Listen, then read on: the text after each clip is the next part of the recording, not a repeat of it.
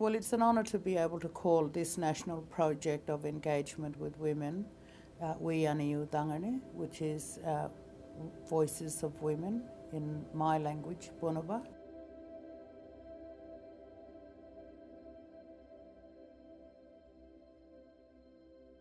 Coming from Fitzroy Crossing and leading the women's organisation as the CEO for 12 years, there were some fantastic insights that Fitzroy could offer into this process and share with the other women in and across the community that we visited. It was important for the women in the community to have access to this national engagement process, to be able to be included, to be able to share of their experiences, their achievements, and their ongoing challenges.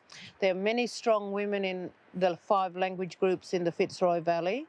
There are many fantastic examples of their leadership and their achievements. I know that they're willing to share that with other women across the country. We all want to see our people succeed in life, not go down a road where it's nothing. So I think that's where she's coming from. Great the project came to Fitzroy, and it was great to see all the women together, you know, talking and sharing and focusing on the strengths of the Fitzroy women community, you know, Fitzroy women in the community.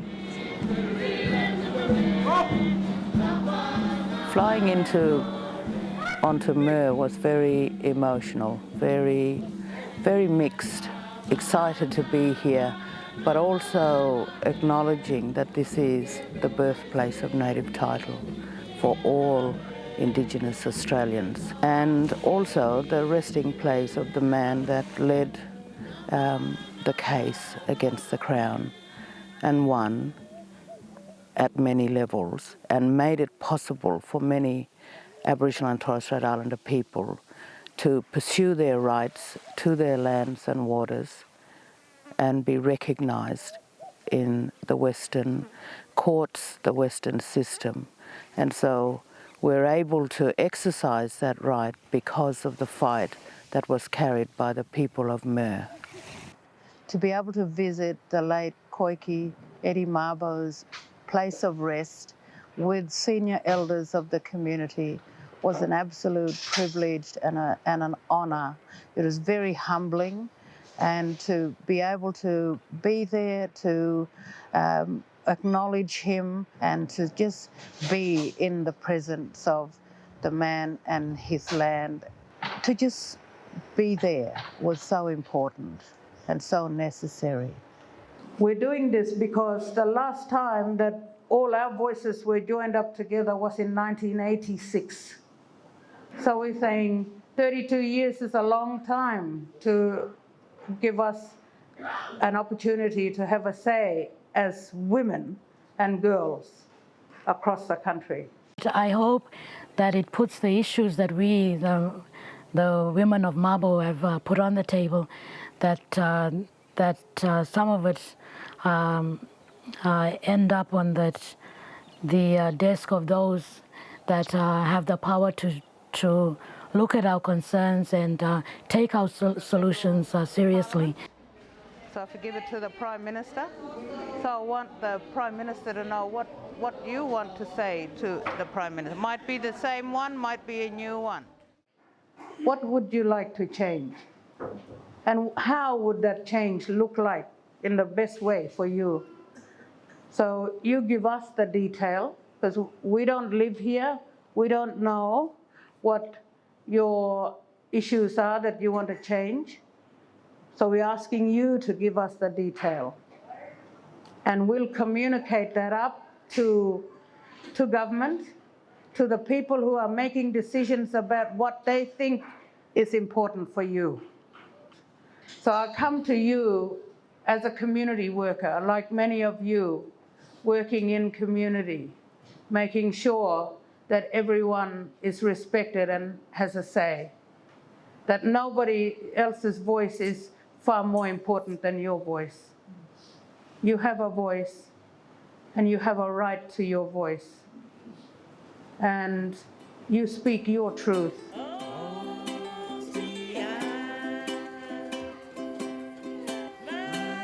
It's really important that the Torres Strait women and the Torres Strait get some input into on a national level. We are a second, Indigenous peoples of Australia, all brothers and sisters on the mainland, but also keeping in mind that we're up here and we are still part of Australia, and I get very offended every time I go down to Sydney and they ask me if it's the first time I've been to Australia. Yeah. It's important that we had this input and really commend Dr. June Oscar and her team for coming and engaging with us. We would like our voices to be heard at the highest level. And it was good the fact that we had some questions around what would you like to say to the Prime Minister? And they're type of questions that our women would never have been asked. So having that opportunity to say, okay, you have this opportunity to say something to the Prime Minister, what would you like to say? Send a strong message that their voices are important. And I think that was a good insight to how this process will enable voices of women, including the Torres Strait, homeland Torres Strait Islanders, to be up there and say, this is what we would like to see for our future. This is what we value. This is what's important to making our communities better and importantly for our kids. If the sea levels keep on rising, we can't keep on building the seawalls, concrete seawalls. Like, people will have to be relocated eventually, which means losing your connectiveness to land. What are we going to do? Our loved ones are buried here. Everything about life for these people up there will be impacted upon. And I think we need to be aware and to be prepared for how we do respond in support of these families and these women, these community members, making that huge adjustment in time. So on behalf of the Women Commissioner, Dr. June Oscar, I want to thank you as well for coming, taking time to come and talk to us. And then things we tell you from our hearts.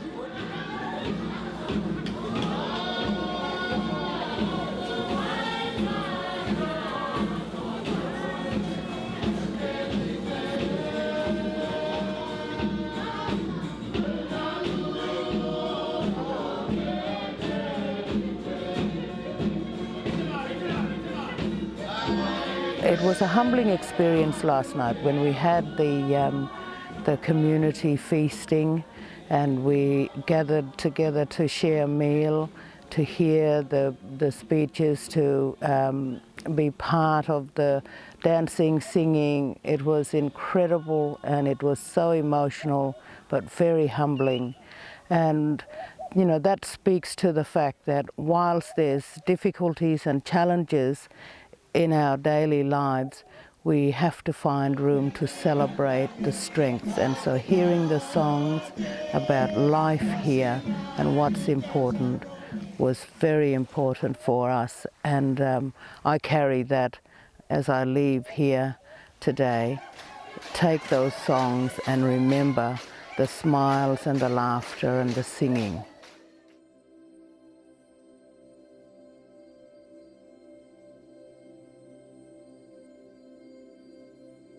As an Aboriginal woman living in Sydney, for me, Redfern is really, really important. It's important because we can come to a place and feel a sense of place and belonging and be part of a community.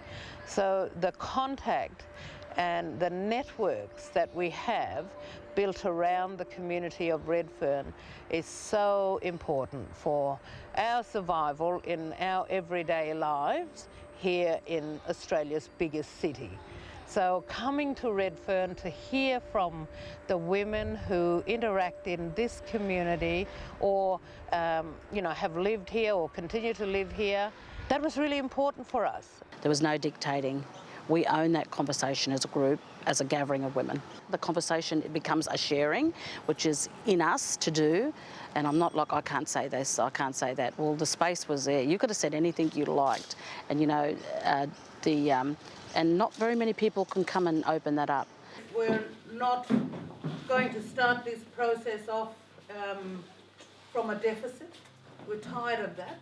We're going to talk about what makes us strong, what makes us get up each day and do the many things that we do. What makes us strong as black women in this country? So we're approaching this in a very strong human rights framework, a strong human rights way of engagement. So it's important that you know we're here to hear from every single one of you. I hope a lot comes out of it. You know, because we go to meeting and things and talk about this and talk about that and do this, and then nothing happens. And that's the letdown.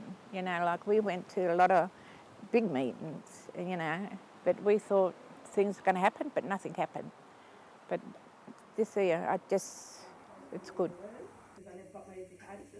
I'm hoping after this project that there'll be some sort of framework that will come out, that we can go back to government, to our leaders and say, hey, this is what the women have said, this is what we want, and these are the actions. And yeah, we will definitely be reminding them on a day-to-day and regular basis.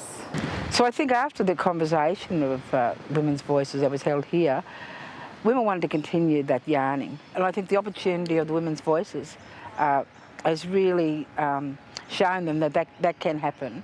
Coming out of that, the yarning circles has really proved that something can happen from these consultations. To acknowledge the Indigenous women and girls of this country, that they are important, that they have a right to their voice, that people have an obligation and responsibility to hear from them of their priorities and to act on what those priorities are as identified by Indigenous women and girls. If the Australian government is really serious about, you know, when you endorse an amazing woman to head up the Social Justice Commission of Australia, and she's done something like bringing the gatherings of women all across, you know, in all our regions, there's something to be said about that. And people's inputs, I think, was so important, and I'm pretty sure the common thread amongst all of it was, we're here, we've got something to say, we're going to share it, and we're passing it over to our commissioner, who's going to support us and endorse it. And the government here, instead of just hearing from those little groups here and there, this is a mass. There's a mob of us. Yeah.